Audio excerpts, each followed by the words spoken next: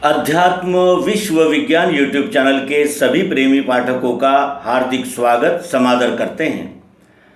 मित्रों, नर नारायण यह सद्गुरु भगवान श्री मायानंद जी चैतन्य, इनका एक अत्यंत प्रसिद्ध ग्रंथ है जो प्रश्नोत्तर स्वरूप है। इस ग्रंथ में विभिन्न क्षेत्रों के विभिन्न मुमुक्षुओं, जिज्ञासुओं और सामान्य नागरिकों ने पूछे हुए प्रश्नों का श्री मायानंद जी चैतन्य इन्होंने समाधान किया है। और ये ग्रंथ एक प्रकार से अध्यात्म विज्ञान को जानने की डिक्शनरी ही कहा जाएगा। इस ग्रंथ में केंद्रीय अध्यात्म विज्ञान शाला ओंकारेश्वर के द्वितीय संचालक डॉक्टर आनंद चैतन्य, जिनका पूर्वाश्रम का नाम डॉक्टर श्रीधर रामचंद्र देसाई, जयाजी बाजार, ग्वालियर, इन्होंने नरनारायण में कुछ प्रश्न उपस्थित किए हैं जिनका उत्तर श्री मायानंद जी ने दिया और उनका भी उन्होंने समाधान कराया। इन प्रश्नोत्तरियों में कुछ प्रश्न इतने मौलिक है कि वो हमारे जीव के आवागमन के विषय में दिग्दर्शित करते हैं और हमें ये यानी जानकारी देते हैं कि किस तरह ये जीव का पुनरागमन इस विश्व में होता है। तो आइए प्रथमतः हम डॉक्टर आनंद चैतन्य इन्होंने पूछे हुए प्रश्नों को देखें और उसके अनंतर उन प्रश्नों का श्री मायानंद जी चैतन्य इन्होंने दिए हुए उत्तरों का हम अनुशीलन और आकलन करेंगे और जानेंगे जीवों का पुनरागमन। तो पहले प्रथम प्रश्न देखें। जब जीव देह छोड़ता है तब उसका गमनागमन कैसे होता है? किसी स्त्री के गर्भधारण होने के अनंतर यदि पति का देहांत हुआ तो वह अपनी स्त्री के उस गर्भ रूप में जाकर पुत्र रूप से उत्पन्न हो सकता है क्या? पुरुष की वासना स्त्री देह में प्रवेश करती है या नहीं? और यदि पुरुष देह में ही प्रवेश करती है, स्त्री देह में नहीं, तो उसका कारण क्या है? वासना स्थूल होने के लिए सिद्धान्न का ही अधिष्ठान क्यों चाहिए? उसका प्रवेश देह में ही प्रत्यक्ष क्यों नहीं होता? और यही साधन है तो उसकी ओर वासना किस शक्ति से आकर्षित होती है? उसे यम खींच कर ले जाता है क्या? अथवा वह यह शक्ति यदि गुण साम्याक्षर प्रकृति की ही हो तो वासना भी गुणमय रहने से प्रकृति गुणों से क्यों वशीभूत होती है? गुण साम्य में वासना स्थूल देह के सिवा रह सकती है या नहीं? और यदि नहीं रह सकती तो जब वह रात्रि के समय में निकलती है तब उसे सिद्धान्न कहाँ प्राप्त होगा? और वह प्राप्त होने तक वासना कैसे, किस स्वरूप में और कहाँ रहेगी?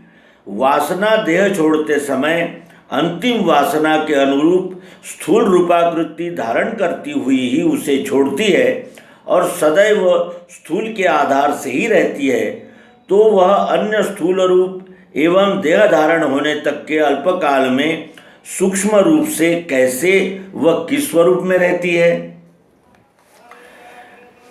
देहपात के अनंतर तुरंत ही वासना स्थूल होने लगती है, इसका क्या मतलब है?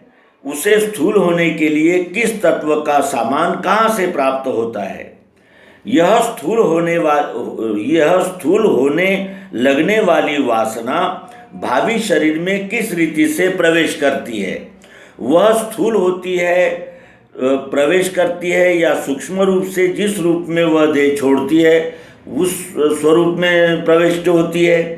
किसी मनुष्य की वासना ने व्याघ्र रूप कल्पना एवं भावना धारण करके देह छोड़ा तो वह किस सिद्धान्न के द्वारा व्याघ्र के जन्म को जाएगी?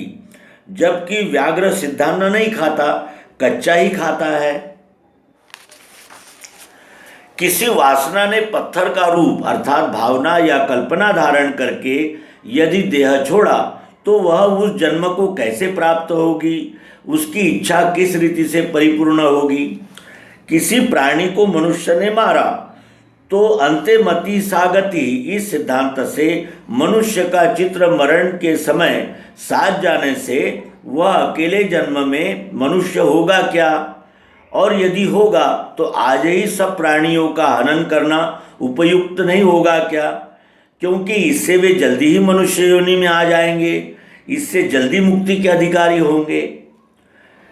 जिसका क्रम गीता जी में वर्णन किया है, उस साधक ज्ञानी पुरुष को व्रीहि इत्यादि अन्न द्वारा जो जन्म प्राप्त होता है, वह यदि जो केवल मांसाहारी है उनसे होना हो तो प्रथमतः उस वासना को अन्य प्राणियों में जाना पड़ेगा क्या, क्योंकि मांस द्वारा उस पुरुष के पेट में जाने के लिए उसे अन्य प्राणियों के योनियों में जिसका मांस वह पुरुष खाता हो जाना पड़ेगा, ऐसा मानना पड़ता है। ऐसा यदि माने तो वानस्पत्याहारी 1 डिग्री पहले जन्म को प्राप्त होते हैं, यह मानना पड़ता है।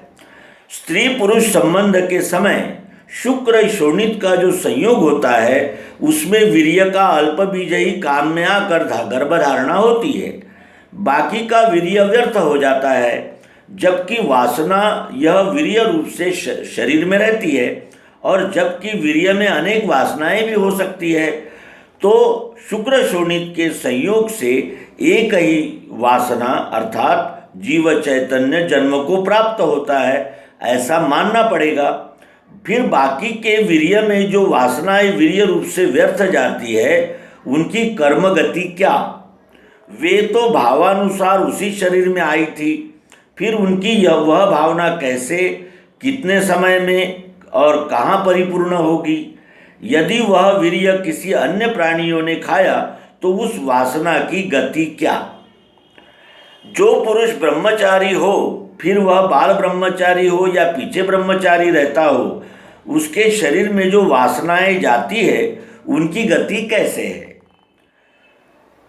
इस प्रकार डॉक्टर आनंद जी चैतन्य इन्होंने नर नारायण में प्रश्न प्रस्तुत किए हैं, और जिसका उत्तर सद्गुरु भगवान श्री मायानंद जी चैतन्य इन्होंने अपने नर नारायण ग्रंथ में किया है। आइए इसके पश्चात हम उन उत्तरों का भी अनुशीलन करेंगे।